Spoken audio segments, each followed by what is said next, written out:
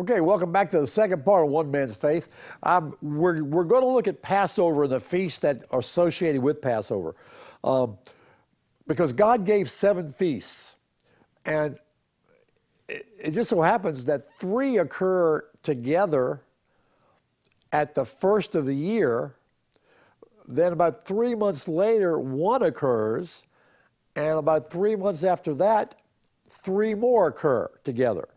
All right, so we're looking at the feast that associated with Passover, which starts this Friday, the 22nd of April.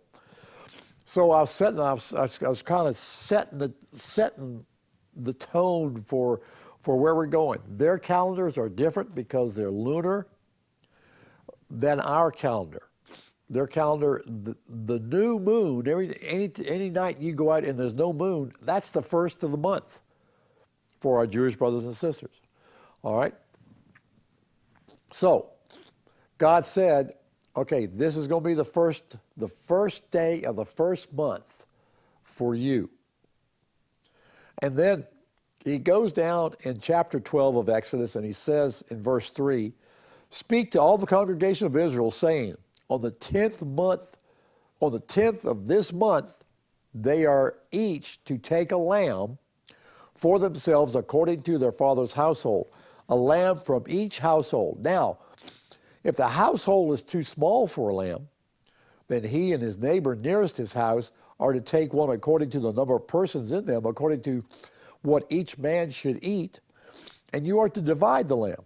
Your lamb shall be unblemished male, a year old, okay?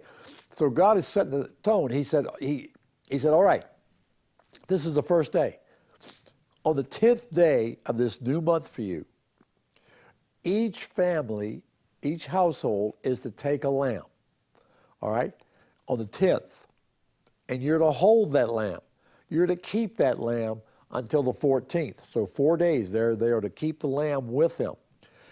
It can't be just any old lamb. It has to be an unblemished male lamb, a year old. Unblemished means there's no stain. It's not spotted. It's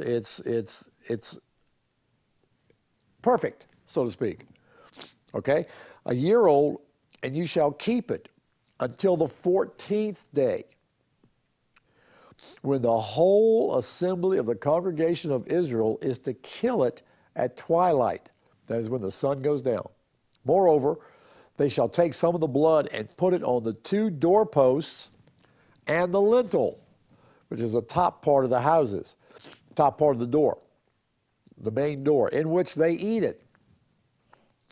They shall eat the flesh that same night. Now mark this, roasted with fire. That's an important concept to understand later. And they shall eat it with unleavened bread and bitter herbs.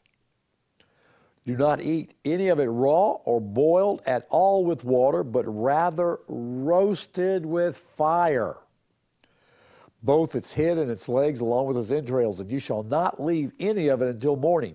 But whatever is left of it till morning you shall burn with fire. So, God set the tone here. He says, okay, on the 10th, you're to get a lamb, unblemished, 1 year old. Keep it with you until the 14th. And on the 14th day, everyone in Israel is to, they were in Goshen at the time, every Israelite is a sacrifice or to kill their lamb and take its blood and put it on the 2 doorposts and the lintel. What does that look like? It forms. It's a cross, okay?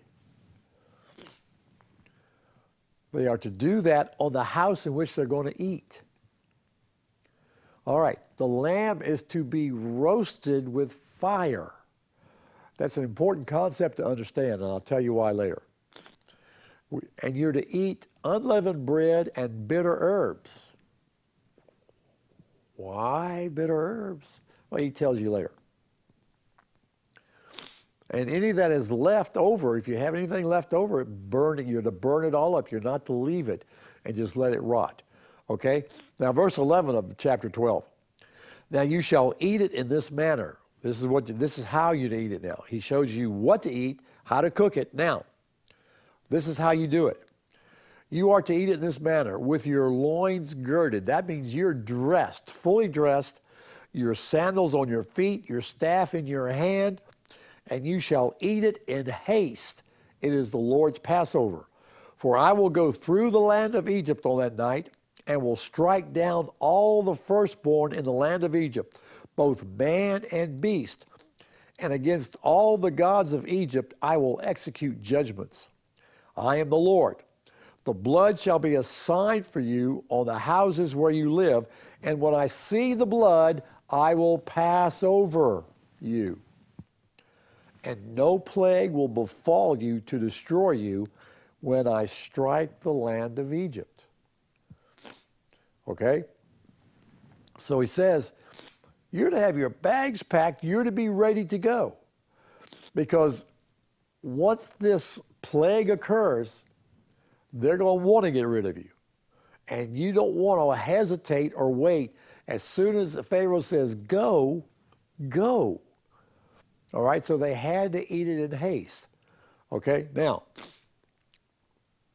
verse 14 says, now this day will be a memorial to you, and you shall celebrate it as a feast to the Lord.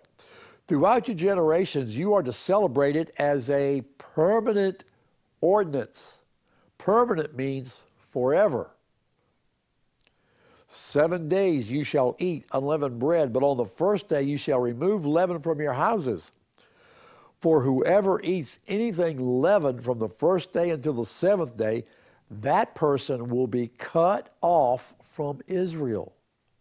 That means they're going to stone them. On the first day you shall have a holy assembly, and another holy assembly on the seventh day. No work shall be done, and all shall be done on them, except what must be eaten by every person. Now this differs from a Sabbath.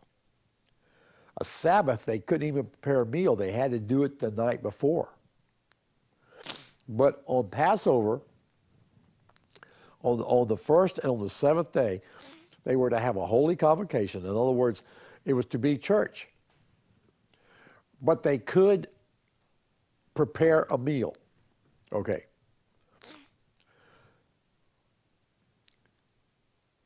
Verse 17, you shall also observe the feast of unleavened bread. For on this very day I brought your host out of the land of Egypt. Therefore you shall observe this day throughout your generations as a permanent ordinance. That's the second permanent ordinance. Passover is a permanent ordinance. Now the Feast of Unleavened Bread is a permanent ordinance. In the first month, on the 14th day of the month, at evening you shall eat unleavened bread. What else happens on that day? Passover. So he said, you shall eat the lamb, and with the lamb you shall have unleavened bread. Okay. You shall eat unleavened bread until the 21st day, so that's 7 days. 7 days there shall be no leaven found in your houses, for whoever eats what is leavened, that person will be cut off from the congregation of Israel. Whether he is an alien or a native in the land, you shall not eat any leaven. In all your dwellings you shall eat unleavened bread. Okay, why? Number one, you do it in haste, so you don't have time for it to rise. Number two, leaven is a substitute for sin. It means sin. All right? Now, in one or two places in the Bible, it says it's good to have leaven, because leaven spreads throughout, okay? But in most cases, leaven is a type of sin, okay? So you're not to have anything in your house that is leavened. Now, normally what the Jewish people do today is they don't wait until the day of Passover to do this. They have what has become what we call spring cleaning. This is where that came from. because they would go through their house and they would clean the house. Now, normally what they'll do is the mother will purposely leave a piece of leavened bread or something leavened somewhere in the house for the father to find. That's just part of their tradition. So he can claim it's all gone now. Okay? So not having leaven, and for 7 days they are to live with no leaven in or around their house. They had to take it all out and give it away or throw it away. Verse 23 says, "For the Lord will pass through to smite the Egyptians, and when he sees the blood on the lintel and on the doorpost, the Lord will pass over the door and will not allow the destroyer to come into your house to smite you. And you shall observe this event as an ordinance for you and your children forever. And when you enter the land which the Lord will give you, as he has promised, you shall observe this rite. And when your children say to you, 'What does this rite mean?' you shall say, 'It's Passover sacrifice to the Lord, who passed over the houses of the children or the sons of Israel in Egypt when he smote the Egyptians, but spared our homes.' And the people bowed low and worshiped." They understood God was setting them free. This is, in a sense, you could say, the Savior that they were looking for. They had been in Egypt 430 years from the time that Jacob brought his 70 people to Egypt to live there because of the famine. Joseph was second in charge over all of Egypt, if you remember that. He was set there by God, and they saved the people of Egypt from the famine.